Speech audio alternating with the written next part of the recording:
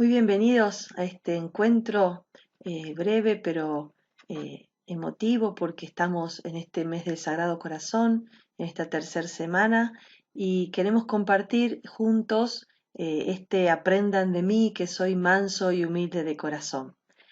Soy María Verónica Taramé, doctora en Teología Bíblica, pero sobre todo exalumna del Colegio Sagrado Corazón de Jesús de Salta, así que feliz de compartir este momentito con quienes somos devotos del Sagrado Corazón de Jesús. Vamos a hacerlo en el nombre del Padre, del Hijo, del Espíritu Santo. Amén. Pedirle al Espíritu Santo que sea Él quien inspire este momento, quien lo unja, quien lo llene de su presencia y que esto que aprendamos o que recordemos nos sirva para la vida. Le pidamos entonces a Él, por medio de María, ella que estaba llena del Espíritu Santo, que nos lo comparta. Dios te salve María, llena eres de gracia, el Señor es contigo, bendita tú eres entre todas las mujeres, y bendito es el fruto de tu vientre Jesús. Santa María, Madre de Dios, ruega por nosotros pecadores, ahora y en la hora de nuestra muerte. Amén. Vamos entonces a compartir este versículo que me han asignado. Eh, Primero leamos nuestro versículo dentro del contexto, Mateo 11, 28, 30. Vengan a mí todos los que están afligidos y agobiados, y yo los aliviaré. Carguen sobre ustedes mi yugo y aprendan de mí, que soy manso y humilde de corazón, y así encontrarán alivio, porque mi yugo es suave y mi carga liviana. Entonces, en esta tercera semana compartimos este versículo 29, aprendan de mí que soy manso y humilde de corazón. Lo primero que me parece importante es poner este versículo 29 en su contexto. Estos versículos 28 al 30 son un claro llamado al discipulado. Jesús que convoca a los cansados, a los sobrecargados, así dice el texto en griego, y les habla de cargar un yugo, una figura bastante común entre los maestros, entre los discípulos judíos, que entre otras cosas se refería al estudio de la ley.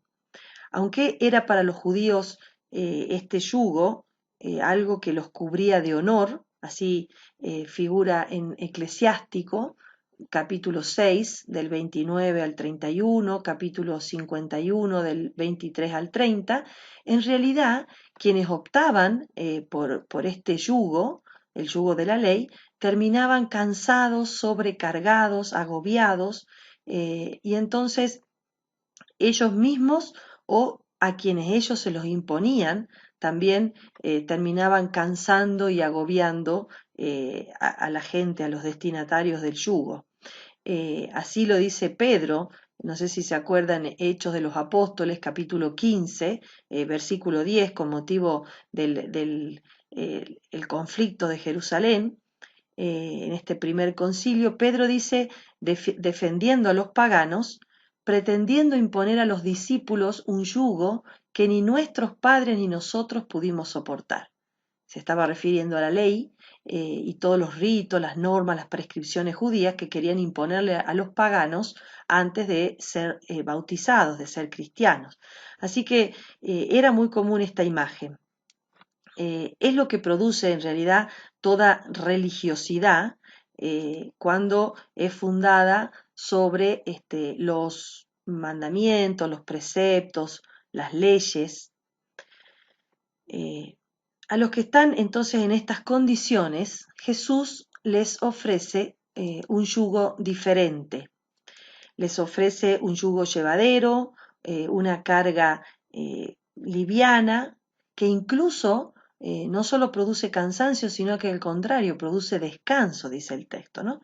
Y consiste en aprender esta mansedumbre, esta humildad del corazón de Jesús, que ahora vamos a tratar de adentrarnos en estos conceptos, en estas palabras que vamos a ver, a tratar de ver qué significa. El claro trasfondo sapiencial que tiene nuestro texto, aprendan de mí.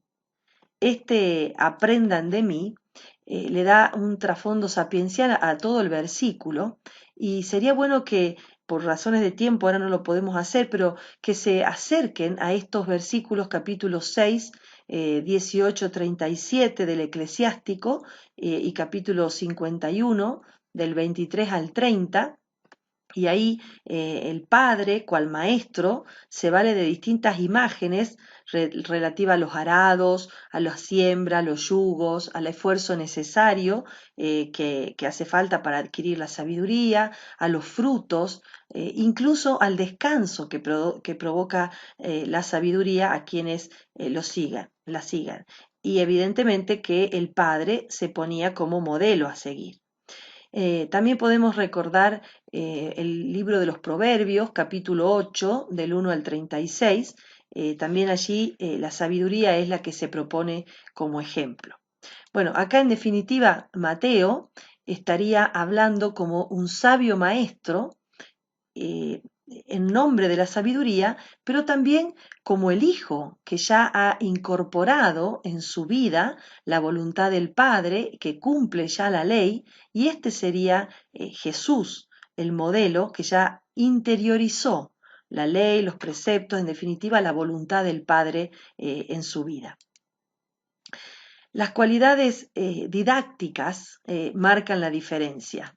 Lo llevadero del yugo y la levedad de la carga se deben a que Jesús es quien la impone. Y entonces ahí Mateo estaría refiriéndose a las cualidades didácticas de Jesús Maestro, que era paciente, que era perseverante con los discípulos, a diferencia de los rabinos que castigaban de inmediato y con dureza. Porque a pesar de que para los maestros judíos la humildad era una virtud decisiva, en particular este presupuesto, por ejemplo, tenían ellos como principio, ¿no? De que para comprender la Torá se asimila mediante la humildad, decían ellos, o la Torá permanece entre los humildes. En aquella época parece que se habían olvidado de estas máximas que tenía el pueblo judío, y entonces para evidenciar este contraste, algunos autores decían que Jesús no era un maestro inmisericordia o un maestro soberbio como lo eran los letrados de su tiempo. Estaríamos claramente frente a las diferencias en el modo de ser maestro, en el modo de enseñar y por supuesto en el modo de adquirir esa enseñanza que sería la parte del discípulo. Lo llevadero entonces del yugo de Jesús tienen que ver con esta dupla muy presente tanto en el Antiguo como en el Nuevo Testamento, que sería esta idea que hoy queremos resaltar de este versículo 29, que Jesús es manso, es bondadoso, es humilde de corazón y que se dice así, praus en griego y tapeinos. Estos dos verbos, estos dos términos que nos resultan raros quizás a nosotros, pero es una dupla muy frecuente, tanto en el Antiguo como en el Nuevo Testamento. Por ejemplo, pensemos en Sofonías. Sofonías 3:12 dice, yo dejaré en medio de ti a un pueblo pobre y humilde. Ahí la 70, que es la traducción griega del hebreo de Sofonías, dice praus y tapeinos, o sea, yo dejaré en medio de ti a un pueblo manso, bondadoso y humilde que se refugiará en el nombre del Señor, dice Sofonías. Y entonces de ahí le viene la mansedumbre, la humildad, porque son capaces de refugiarse en el Señor. También tenemos Proverbios 16, 19, dice el libro de los Proverbios, más vale ser humilde, y ahí está nuestro término, entre los pobres que repartir el botín con los orgullosos. Fíjense, también en esa línea está Isaías 26, capítulo 6. Ahora, en el cristianismo primitivo también aparece esta dupla. Por ejemplo, en 2 Corintios 10:1, yo, dice Pablo, los exhorto por la mansedumbre y la benevolencia de Cristo. O sea, ya Pablo los refiere a Cristo con estos dos calificativos. Colosenses 3:12, como elegidos de Dios, sus mansos y amados, dice sus santos y amados, revístanse de sentimientos de profunda compasión y practiquen, dice, la benevolencia, praus, y la humildad, tapeinos, dice en griego, la dulzura y la paciencia. Fíjense qué interesante, junto con la mansedumbre y la humildad, la acompañan la dulzura y la paciencia, que eran los atributos de este Jesús que les enseñaba a los discípulos y a la gente con estas características, ¿no? Y después dice en Efesios 4:2, con mucha humildad, mansedumbre y paciencia, sopórtense mutuamente por amor. Miren qué interesante Efesios 4, en qué contexto de este amor mutuo, de esta misericordia mutua, pone estos dos términos que son los que ahora nos interesan, ¿no? En griego, el sustantivo tapeinos tiene generalmente un matiz un poco más negativo. La humildad no era una virtud muy bien en el griego clásico, no tan bien vista como en el Antiguo Testamento. En el Antiguo Testamento era mucho más positiva la humildad porque tenía que ver con la elección de Dios. Dios que elige a los pequeños, a los humildes, a los de abajo, a los esclavos, como por ejemplo el siervo de Yahvé, ¿no? Lo de, lo de corazón es mucho más que una calificación didáctica. Eh, Humilde de corazón, dice, ¿no? El texto. En enlace con tapeinos, los humildes de corazón son también un dato bíblico que encontramos en el libro de Daniel, capítulo 3, versículo 87, en el suplemento griego del Antiguo Testamento del libro de Daniel. Cuando se acuerdan, está el canto de los tres jóvenes en los que se da esa gran bendición a Dios. Y dice Daniel 3:87, santos y humildes de corazón, bendigan al Señor, y ahí usa praus y tapeinos, bendigan al Señor, alábenlo y glorifíquenlo eternamente. Entonces, ¿qué quiere significar este agregado de corazón? Quiere interiorizar la inferioridad. O sea, hacer que esta humildad, esta esclavitud, esta bajeza propio de los pobres realmente sea una actitud interior. Y entonces, el humilde de corazón podría tener dos significados, dos características en el Antiguo Testamento. Una podría ser un estado de ánimo. Por ejemplo, en el Salmo 33, versículo 19, dice que estaba abajado, estaba humillado, estaba por el piso, diríamos nosotros hoy. Y en cambio también quiere decir una actitud, la humildad. Y en este sentido habría que interpretarlo en nuestro caso, ¿no? Estamos hablando no de uno que tiene la cara por el piso, sino de una actitud de humildad, de pequeñez. Entonces, ¿qué significa en Mateo? En Mateo praus designa la actitud que se expresa en la entrada del rey a Jerusalén montado en un asno, tal como lo rubricó la tercera bienaventuranza. Mateo lo usa 3 veces a este término, una en nuestro texto, otra en la bienaventuranza, que ahora un poquito lo vamos a ver, y en Mateo 21:5, que es este texto clave que nos dice qué significa praus para Mateo. Dice, digan a la hija de Sión, mira que tu rey viene hacia ti, dice Mateo 21:5, viene hacia ti manso, montado sobre un asno, sobre la cría de un animal de carga.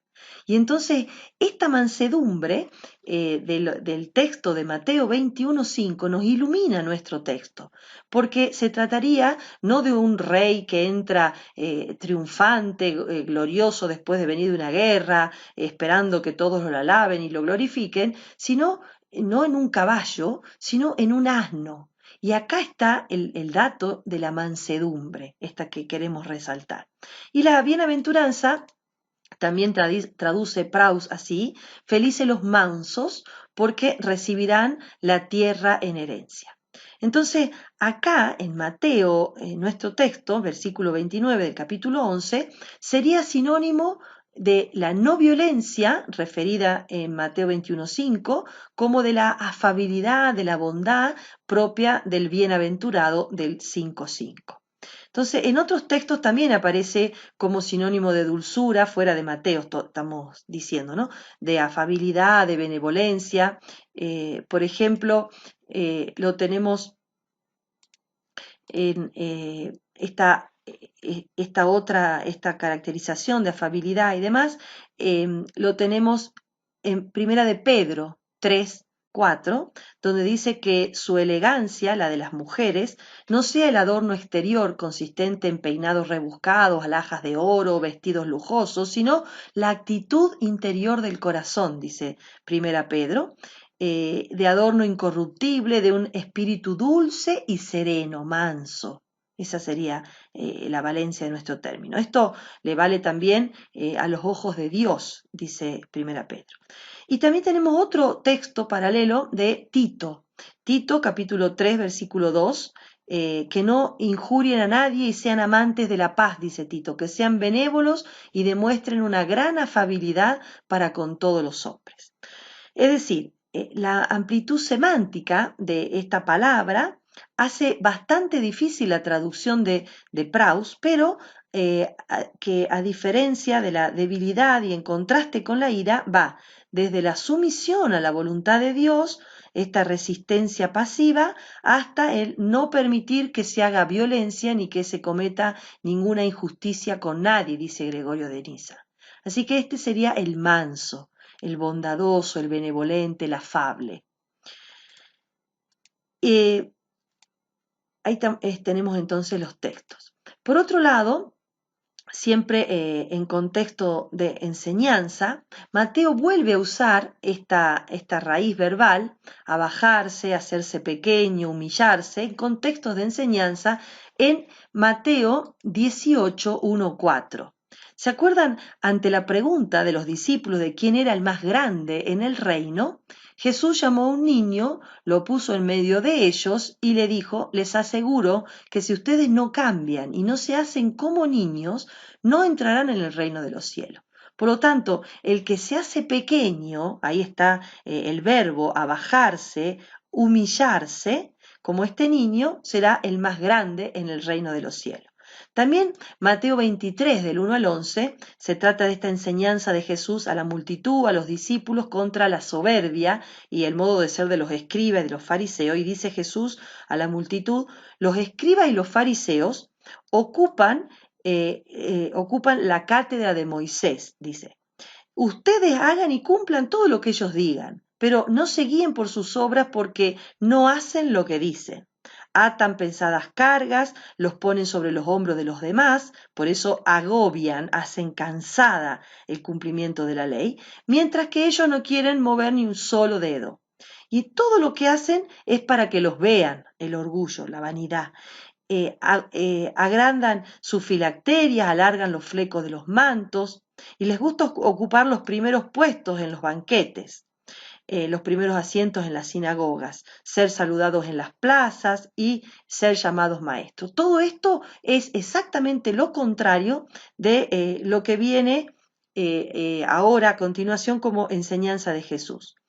Pero dice Jesús que el más grande de ustedes se haga el servidor de los otros, no como los escribas y los fariseos, porque el que se ensalza será humillado y el que se humilla será ensalzado. Entonces, Lo mismo que enseña Jesús a propósito, ¿se acuerdan del pedido de la madre de los Zebedeos, que quería poner a sus hijos uno a la derecha y uno a la izquierda? Y entonces Jesús ahí dice, el que quiera ser grande, que se haga el servidor, que se haga el pequeño. Entonces así ustedes háganse esclavos, como el Hijo del Hombre, y él se pone ahí como referencia, que no vino para ser servido, sino para servir y dar su vida en rescate de todos. Entonces acá vemos claramente que la humildad, esta de las que nos habla Mateo 11:29, tiene que ver con el servicio. Solo el humilde se pone al servicio. Entonces, no es la consideración de la miseria del pecado, porque el Señor, que estaba exento de pecado, no tuvo nada que ver con esto. Entonces, humildad no quiere decir humillarse a sí mismo porque se piensa todo el tiempo en el pecado, porque en ese caso Jesús no hubiera sido humilde. Tampoco es menosprecio de uno mismo. Jesús no perdió tiempo pensando en sí mismo, menospreciando su persona ni su obra. No, la humildad expresa una actitud humana que hace a uno ponerse por amor en favor de otros. Y entonces la humildad aprendida de Jesús es no complacerse a sí mismo, es hacer el bien solapadamente, que la mano izquierda no sepa lo que hace la derecha. Acordémonos de lo que hacían los escribas y los fariseos, eso no, como acabamos de leer. Es no perder el tiempo pensando tanto en lo bueno que hicimos en el pasado, porque hay mucho bien que hacer por delante. Entonces no regodearse en lo bueno, en que lo que me salió bien en el pasado, sino pensar siempre para adelante con Jesús y no tanto en uno mismo, en el bien que se puede hacer. Fíjense que en la historia posterior de la interpretación de este versículo, algunos autores interpretaron la humildad conjuntamente con el seguimiento, otros con la cruz. Agustín lo sintetiza de esta manera. Dice, han predominado los antagonismos. El yugo de Cristo no consiste en una cesis especial ni en algunos ayunos así especiales, sino en el amor al prójimo y el desprecio de honores, fama, riquezas y poderes. Si quieres ser grande, dice Agustín, comienza con lo más pequeño. Si quieres levantar un edificio alto, piensa primero en el cimiento de la humildad. El que excava esos cimientos tiene que excavar bien hondo. Si quieres comprender la altura de Dios, comprende primero su bajura y su abajamiento. Fíjense cómo Agustín lo expresa claramente. Entonces vamos a algunas reflexiones conclusivas. En definitiva, vengan a mí y aprendan que soy manso y humilde de corazón, tanto para la multitud como para los discípulos, a quien Jesús les estaba enseñando este dicho, es primero que nada una propuesta de ruptura para que dejen de lado a los profesores de religión, a los escribas, a los fariseos de aquella época y los siguieran a él. Jesús no hace como los escribas y los fariseos, que se exalta a sí mismo o que se jacta de su ciencia. Su estilo es totalmente novedoso. Jesús es benevolente para con sus discípulos y para con todos. Esto lo vemos inmediatamente en el capítulo 12, tiene dos ejemplos en los versículos 1 a 14 de esta benevolencia, de esta bondad de Jesús. Y es humilde, es pacífico, como queda patente en la historia, en la narración de la pasión. Entonces, en cuanto a la humildad, Mateo piensa como los judíos, que asociaban la humildad al aprendizaje de la Torá y que la consideraban como una cualidad decisiva del maestro. Pero al combinar ambos términos, está claramente contrastando la forma de ser de Jesús con la práctica de los judíos de aquel momento, de los letrados que no eran benevolentes y que cargaban pesadas cargas sobre los pequeños, que menos eran humildes. Ya vimos cómo ocupaban los primeros puestos, se querían ser saludados en las plazas, todos los honores y títulos que buscaban. Jesús, en cambio, practica lo que enseña. Y esta práctica de la mansedumbre, de la humildad, exige obras concretas, obras de servicio, obras de amor, de ponerse a lavar los pies de los discípulos. En pocas palabras, vivir el Evangelio, vivir el amor, es vivir la humildad y la mansedumbre. Pero también este sean manso y humilde es una propuesta de seguimiento. Jesús se presenta como ejemplo a imitar, pero sobre todo estaría dando el motivo por el que les conviene seguirlo. A la multitud, a la gente les convenía seguir a Jesús, que no solo se presentaba como un ejemplo para que aprendan de él y lo imiten, sino Jesús, de hecho, era una sola cosa, él y la humildad, él y el servicio, él y el amor, él y la misericordia. Y entonces Jesús no es un superior, un maestro tiránico, imperioso, como los maestros judíos de la ley, sino un maestro de corazón afable, de corazón bondadoso, de corazón manso. Y por eso no nos tiene que dar miedo aprender en la escuela de Jesús, porque Él da paz interior, Él da descanso en todo lo que enseña.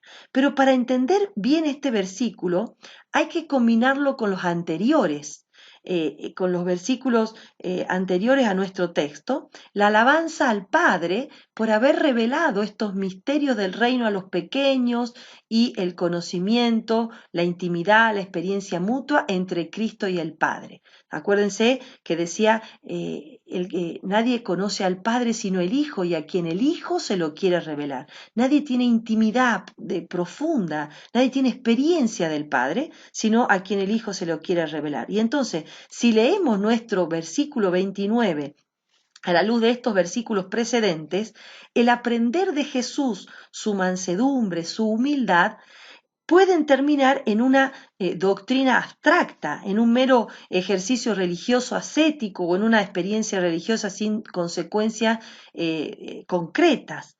Nada más ajeno a Mateo. Solo experimentando, solo conociendo la mansedumbre, la humildad de Cristo, es posible conocer al Padre. Es posible en esta revelación del Padre y del Hijo que acontece así y solamente así en el Hijo que llama a los suyos a acompañarlo, a compartir su yugo por el camino de la mansedumbre, el camino de la humildad. Pero gracias a esto es posible conocer al Padre, es decir, quien viva la humildad, la mansedumbre, el servicio, tiene seguramente, porque Jesús así lo prometió, experiencia de Dios Padre. Experiencia de Dios Padre que es la meta última, definitiva de toda revelación del Sagrado Corazón manso y humilde. Bueno, muchas gracias. Ojalá estas pequeñas reflexiones nos ayuden a seguir viviendo el corazón de Jesús y practicando lo que Él con humildad y mansedumbre nos enseña. Hasta la próxima. Muchas gracias.